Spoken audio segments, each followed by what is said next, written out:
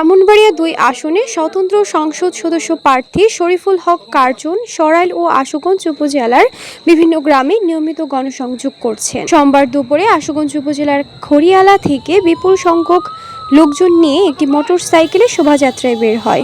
পরে তিনি দুর্গাপুর, বাহাদুরপুর, সোহাগপুর, সোনারামপুর হয়ে আশুগঞ্জ গোলচত্বর এলাকায় সাধারণ ভোটারদের সাথে কৌশল বিনিময় করেন। পরে আশুগঞ্জ থেকে মোটরসাইকেল শোভাযাত্রাটি সরাইল উপজেলার সদর ইউনিয়ন কালীকচ্ছ ইউনিয়ন হয়ে সরাইল বাজারে এসে ভোটারদের সাথে মতবিনিময় করেন। এ সময় তিনি এমপি নির্বাচিত হলে সরাইল ও আশুগঞ্জ উপজেলার মানুষের মৌলিক অধিকার, শিক্ষা, স্বাস্থ্য, খাদ্য, কৃষি, যোগাযোগ ব্যবস্থার উন্নয়নের বিশেষ ভূমিকা রাখার প্রতিশ্রুতি দেন। প্রথমত আমার মৌলিক অধিকারের যে খাদ্য, বস্ত্র, শিক্ষা, স্বাস্থ্য এবং বাসস্থান, এটা মানুষের বোঝা উচিত, জানা উচিত। যেগুলো কি এগুলা কোনো নেতা কর্মী কখনো কোনোদিনও কোনো পর্যায়ে পৌঁছে দেয় নাই। তারা আমরা সবাই জানি, আমরা বড় বড় কথা বলি, আমরা স্টেডিয়াম বানাবো, গ্যাস পৌঁছে দেবো, আমরা অট্টালিকা বানাবো, বড় বড় ফ্যাক্টরি করবো, করবো।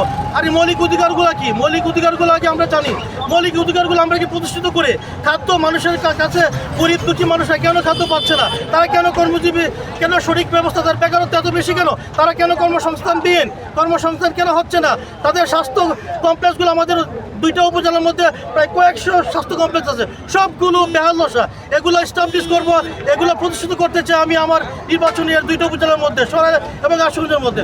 নিউজ ডেস্ক, জনতার টিভি।